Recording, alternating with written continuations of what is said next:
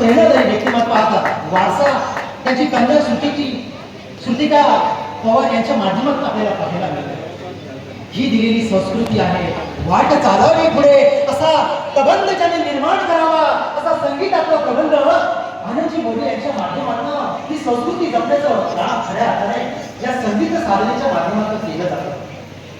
हे प्रेरणादायी व्यक्तिमत्व आज आपल्याला पाहायला मिळतं. त्यांचा एकूण असणारा जो प्रवास आहे, खडतर असणारा प्रवास आहे, संगीताला गवसणी घालून या परमेश्वराच्या प्रति चरणी जाऊन संगीत साधना ज्याने निर्माण केली, हा एकूण प्रवास, या प्रेरणादायी प्रवास आपल्याला त्यांच्या मनोगतातून ऐकणं म्हणजे सामर्थ्याचं बळ आणि चैतन्य निर्माण करणारं, तर भक्तीमध्ये चैतन्य निर्माण करण्यासाठी हा असणारा एकूण सुयोग आज खऱ्या अर्थाने निर्माण झालेला आहे. असं आनंदजी मोरे आपणास विनंती करतो की आपलं प्रेरणादायी व्यक्तिमत्व आहे. या सर्व विद्यार्थ्यांना, आपल्या सर्व शिष्यांना आपला एकूणच प्रवास आपल्या माध्यमातून, या आपल्या एकूणच मनोगतातून आपल्याला मार्गदर्शन करावं असं आपणास विनंती करतो. नमस्कार.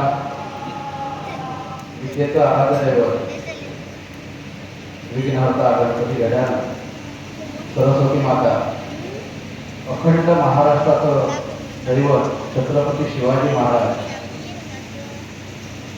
आणि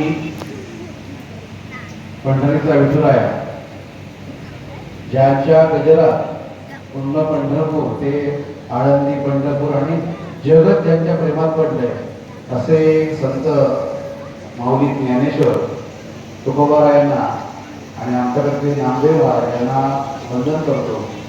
तुम्ही सर्वजण रसिक श्रोते, या व्यासपीठावरील खूप मोठे असे व्यक्तिमत्व असणारी ही सगळी माणसं, त्यांना त्यांच्याकडे नतमस्तक होतो.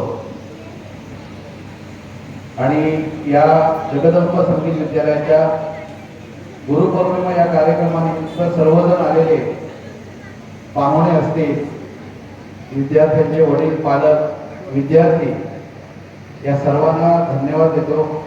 आणि मला काही जास्त बोलता येत नाही, त्यामुळे थोडक्यात बोलण्याचा प्रयत्न करतो. कारण सर्व मुलांना कधी एकदा मला सर व्यासपीठावर बसवतात आणि वाजवून घेतात, माझ्याकडून अशी उत्कंठा लागलेली असते. खरंच शिवाजी पवार आदरणीय आहेत ते आमच्यासाठी. आणि बाहेर येताना म्हटलं आम्ही काय कार्यक्रम, मला हे आवडत नव्हते असे पटकन बोलले ते. त्यांचं मत वाईट नाही, पण आता जसा प्रभाव येतो कालाही तस्मै नमः तसं बदलावं लागतं. कारण जर गुरुजी शिकवतात त्यांचे जर सादरीकरण झालं नाही तर मुलांना, म्हणजे एखादं आपण जरा मुलांनी शांत राहा, तुमच्यासाठीच काम करेल. एखादी वस्तू आपल्याकडे असेल लोखंडी, तर ते आपण जर तिचा वापर नाही केला तर त्याला गंज येते. तसं जे आपण वर्षभरात ज्ञानार्जन करतो, आवडीने क्लासमध्ये जातो, शिकतो, आपला विषय काय असेल तो, आणि त्याचा रियाज करतो आणि सादरीकरण करणं म्हणजे ती गंज घालवणं आणि त्या ज्ञानाला किंवा त्या सुपीक डोक्याला कुठेतरी ज्ञानाच्या दिशेने अतिशय उज्ज्वल भवितव्याकडे नेण्याचा प्रवास आपण करतो. आणि तो आज खरा दिवस आहे या मुलांचा. म्हणजे काही मुलांना असं वाटत असेल की त्यांचा आनंद द्विगुणित झाला असेल की मला गुरुजींनी शिकवलं, वर्षभर येत असेल, 2 वर्ष येत असेल, 3 वर्ष येत असेल, 6 महिन्यात सुद्धा मुलं, वर्षांचं काय नसतं. म्हणजे खूप वर्ष झाल्यानंतर खूप काही ज्ञानार्जन होईल. कारण चांगदेवांची 1400 वर्ष होते आणि माऊलींचं बघा एकदम अल्पवयात ती जगाची माऊली झाली. सर्व त्यांची भक्ती करतात, त्यांच्या नामात असतात. तर वयावर काय नसतं की 6 महिन्याचा सुद्धा विद्यार्थी, त्याला फक्त तो तयार असतो, त्याला दिशा देण्याचं कार्य गुरुजी करतात. आणि या माध्यमातून खरोखरच रुपेश पवार अतिशय सार्थकी आपलं ज्ञान मुलांना देण्याचं काम करत आहेत. ज्यांच्या घरात भजनाचा वारसा, प्रचंड मोठा वारसा. मी 94-95 सालात आमच्याकडे पाटाला भजन स्पर्धा व्हायची, म्हणजे गोळाला कोडेश्वर भजन स्पर्धा व्हायची, तशीच पाटात भजन स्पर्धा व्हायची माऊली मंदिरात. सायकल पण नाही हो आमच्याकडे जाताना. आणि घरातून संगीत शिक असा विषय नव्हता, आवड प्रचंड होती. कारण माझ्या घरी माझं भाग्य समजतो की माझ्या आई वडिलांना, म्हणजे आजोबांपासून हरिनामाचा हरिनामाची आवड असल्यामुळे त्याचा फायदा कुठेतरी मला होताना दिसतो आणि होतोयच प्रत्यक्ष. त्यांचे आशीर्वाद आहेत आई वडिलांचे, आजोबांचे, त्यांच्या पुण्यावर आम्ही आज जगतोय. तर पवार बुवांचं भजन तर एकट्याला पाठवणार कुठे, त्यावेळी 14-15 वर्ष वय होतं.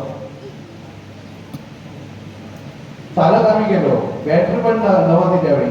कंदील घेतला आणि आम्ही दोघे तिघांना सांगितलं चला जाऊया आपण भजन तरी का. ते ना भजन म्हणजे काय विषय आवडीचा नव्हता, पण मला माहिती होते बरोबर रात्र होतं करत नाही तर घरापर्यंत सोडणार नाही ना. कंदील वस्तुस्थिती सांगतो, महाराजांच्या समोर सांगतो की त्यावेळी आम्ही भजन ऐकलं. कधी एकदा जाऊया, प्रचंड गर्दी, म्हणजे आमचे वैकुंठवासी कृष्णा पवार बुवा, प्रचंड मोठं नाव आणि कॅसेट वगैरे त्यांच्या जबरदस्त चालायच्या. आमचे शिवाजी दादा पवार साथ करायचे, हेमंत प्रभू पण असायचे आपल्याला. तर असं दर्जेदार भजन, म्हणजे भजन असं असतं हे सुद्धा माहिती नव्हतं. त्यावेळी त्यांची भजनाची ओळख आम्ही पाठाच्या मंदिरात घेतली. व एवढं समाधान झालं, जाताना भीती वाटत होती. वाटेत कोणतरी सांगायचे अमुक अमुक झाडाकडे अमुक असतं तमुक असतं, पण त्या भजनाच्या नादात किंवा त्या हरिनामात दंबून एवढं आल्यानंतर वाटेत भीतीच नाही. आम्ही लवकर घरी कसे चालत आलो ते आम्हाला समजलं नाही, कारण की डोक्यात डोक्यात भरलेलं कसे एवढं भजन सादरीकरण म्हणजे काय माणसांची तयारी असेल, एवढं समाधान वाटलं. आणि भजन त्यावेळी शिवाजी दादांनी पखवाज वाजवलेला. पखवाज म्हणजे काय, एकदम पखवाजचा टोन पण चांगला आणि वाजवणं इतकं सुंदर तल्लीन हो. मला ते क्षण अजूनही आठवतात. एवढं सगळं इथे हरिनामाचं वारसा ह्या रुपेश पवारांनी लाभलेला आहे. आबा पवार असतील, खूप साधं भोळं व्यक्तिमत्व आणि नम्रता कशी असायची.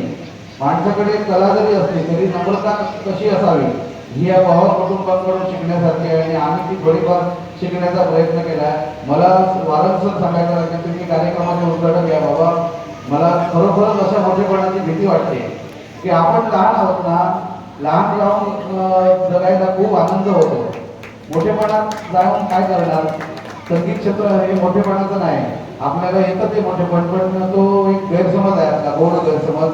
तर अशा या पवित्र दिवशी आणि आज कामिका एकादशीच्या या चांगल्या दिवशी हरिनाम एकादशी ही विषय असा आहे की एकादशीला जास्तीत जास्त हरिनाम होणं आपल्याकडून खूप चांगलं गरजेचं असतं. आणि आज नकळतच मला वाटतं मुद्दाम तारीख ठरवली असेल की काय माहिती नाही, पण योगायोग अतिशय सुंदर जुळून आला. सगळ्यांनी एकदा जोरदार टाळ्या द्यायला.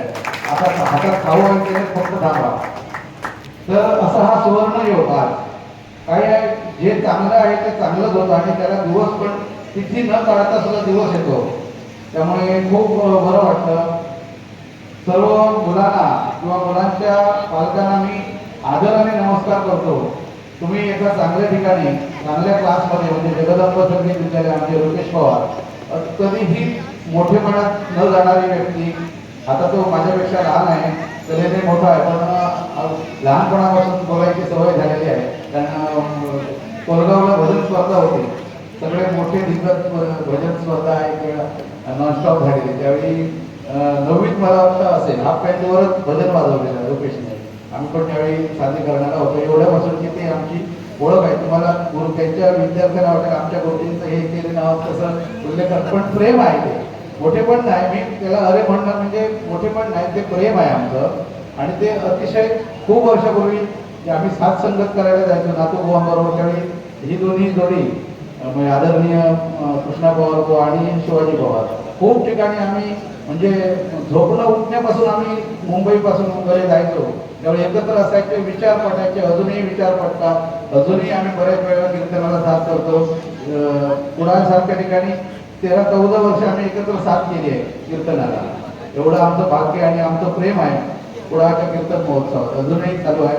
तर असं ह्या पवार कुटुंबांचं खरोखरच वाखडण्याजोगं त्यांचा जो नम्रता त्यांच्याकडे आहे, त्या नम्रतेच्यावरच त्या पावलावर पाऊल ठेवून आमचा रुपेश प्रवास करतो. आणि समाधान वाटतं की छोटी छोटी मुलं ती मोठी मुलं इथे यांच्याकडे शिकतायत, त्याच्यामुळे खूप आनंद होतो. तुमच्यासाठी खूप खूप शुभेच्छा. भविष्यात खूप मोठे व्हा, तुमचं नाव लौकिक आणि महत्वाचं की तुमच्या आई वडिलांचं तुम्हाला ओळखणार हे तुमच्या आई वडिलांच्या नावावर ओळखणार, कारण तुमचं नाव असणार त्याच्यामध्ये आईचं वडिलांचं नाव असतं, तुमच्या घराण्याचं नाव असतं. त्याच्यामुळे ती परंपरा आजपासून तुम्ही शिकता. तुम्हाला माझी विनंती राहील की तुम्ही तुमची मेहनत प्रचंड करा आणि तुमचं नाव आपल्या गुरूंचं नाव मोठं करा. आणि एक कन्फ्युजन चालू आहे सध्या, म्हणजे गोंधळ चालू होतो मुलांमध्ये, ते प्रामुख्याने सांगण्यासारखं मला वाटतं. म्हणून की युट्यूबमध्ये ना हा सगळ्यात जबरदस्त एकदम जवळचा कोण असेल तर हा आहे प्रत्येकाच्या हृदयातील, किंवा टाईम सवंगडी आपला झालेला आहे. तो वाईट नाही, खरा खूप चांगला आहे. त्याच्यावर तुम्ही जर शोधला तर पूर्ण जगाची माहिती मिळू शकते. आपल्याला किती वापर करायचा आहे ते फक्त प्रमाण ठरवून घ्या. आपल्या फायद्यासाठी त्याची निवड केलेली आहे आणि ती फायदाच राहायला पाहिजे, नुकसान करून घेऊ नका. त्याच्याबद्दल आणखी एक सांगतो की युट्यूब आपण बघतो त्यावेळी बरेचसे गायक किंवा पक्वादक आपण बघतो, अरे काय वाजवतो, खरोखरच काय वाजवतो, म्हणजे कमालच वाजवतात. पण त्याच्या मागे त्यांनी युट्यूबला वाजवावं म्हणून रियाज केलेला नाही, हे लक्षात घ्या तुम्ही. तो त्याचा रियाज झाला म्हणून तो युट्यूबवरून प्रसिद्ध झाले कोण असतील वादक ते. त्यामुळे कन्फ्युज होऊ नका की अरे ते चांगले वाजवतात, मला गुरुजी असं शिकवत नाही, असं जर तुम्हाला वाटत असेल तर ते छाप चुकीचं आहे. कारण तुमची सुद्धा युट्यूबला क्लिप जाऊ शकते आणि ते जर वाजवतात त्यांचं अनुकरण करा आणि माझ्या गुरूंना मोठं करण्याचा प्रयत्न करा, आपल्या गुरूंना. आणि तुम्ही जसे ते वाजवतात त्यांचा जसा रियाज असतो, दिवसाचा 10 तास रियाज असतो मोठ्या पक्वादकाचा, दिवशी 10 तास. आपल्याला पूर्ण महिन्याचे 10 तास होताना मुश्किल होते, पण असा रियाज असतो त्यावेळी ते वादक होतात. त्यामुळे तुम्ही सुद्धा रियाजाला लागला, तुमचा अभ्यास करा. आणि सगळ्यात महत्त्वाचं ज्यावेळी तुम्हाला शिक्षक पण आहेत तिथे सर आहेत, खूप अतिशय जबरदस्त बोलतात ते चांगलं, तर वादन केला तुम्ही, समजा वादन करणार आहे तर वादन करा शाळेतून आल्यानंतर आणि अभ्यास करा. काही दिवस 1-2 दिवसात तुम्हाला त्याची प्रतीची घडेल की वादन केल्यामुळे पूर्ण शरीर, संगीत हा विषय समाधान देणार आहे. तुम्ही ज्यावेळी वादन करा किंवा गाल त्यावेळी तुम्ही ऍक्टिव्ह होणार, म्हणजे शरीर तुमचं एकदम त्यासाठी तयार होतं, त्याच्याशिवाय रियाज होत नाही. आणि रियाज झाल्यानंतर तुम्ही जो अभ्यास करणार, तुम्हाला 2 तास लागत असेल तर 1 तासात नक्कीच अभ्यास होऊ शकतो आणि तुमची स्मरणशक्ती वाढते त्या गोष्टीने. आधार मगाशी गुरुजींनी सांगितल्याप्रमाणे आधार पण सुद्धा नाहीसं होतं. संगीत हे प्रामाणिक काम आहे आणि त्याच्याशी प्रामाणिक राहणाऱ्याला आयुष्यात कधी काही कमी पडलेलं नाही. तर असं हे बोलण्यासारखं खूप आहे. आणि मुलांना सांगतो की तुम्हाला आज क्लासमध्ये घेऊन येतात आई वडील की हाताला गाडीवर बसून क्लासमध्ये चला म्हणून. आम्ही ज्यावेळी शिकत होतो त्यावेळी शिकण्याचे गुरुजी पण इकडे नाही आणि कोणाकडे शिकणार, आणि घरातून वातावरण नसायचं की क्लासला जाऊन काहीतरी करू शकतात.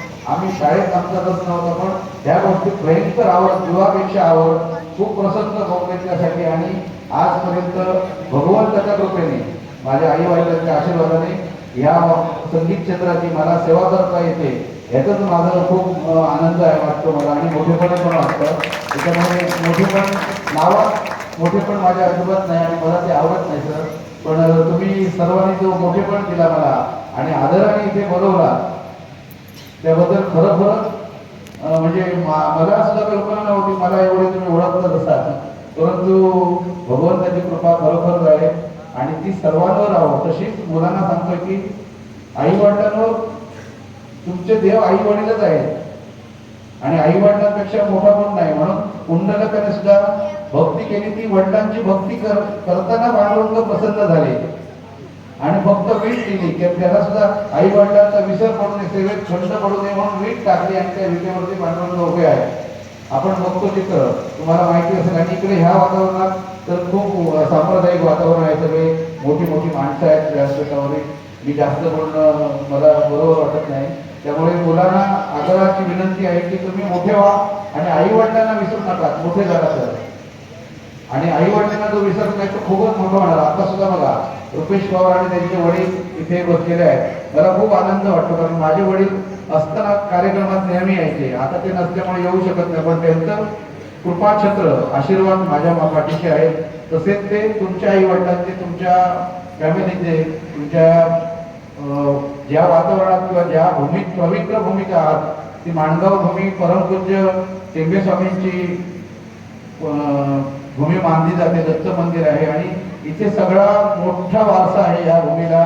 अशा भूमीत तुम्ही राहता. खरोखरच तुम्ही तुमच्यासारखे वाचला. तुम्ही आम्हाला वेळ मिळतो त्यावेळी किंवा दत्त महाराज घेऊन येतात त्यावेळी दर्शनाला येतो, पण तुम्ही त्यांच्या कुशीतच आहात. त्याच्यामुळे तुम्ही भाग्यवान आहात. तुमची प्रगती वादनातली प्रचंड हो अशी भगवंत चरणी, दत्त महाराजांच्या चरणी, पांडुरंगा चरणी प्रार्थना करतो. आणि सर्वांना उदंड आयुष्य, निरोगी जीवन लाभो, सर्वांचं पोट कल्याण व्हावं, प्रत्येकाची इच्छा पूर्ण व्हावी अशी भगवंताजवळ प्रार्थना करतो. आणि मला बोलवल्याबद्दल खरोखर या जगदंब संगीत विद्यालयाचे मनपूर्वक आभार मानतो. आणि सर्वांना नमस्कार. रामकृष्ण.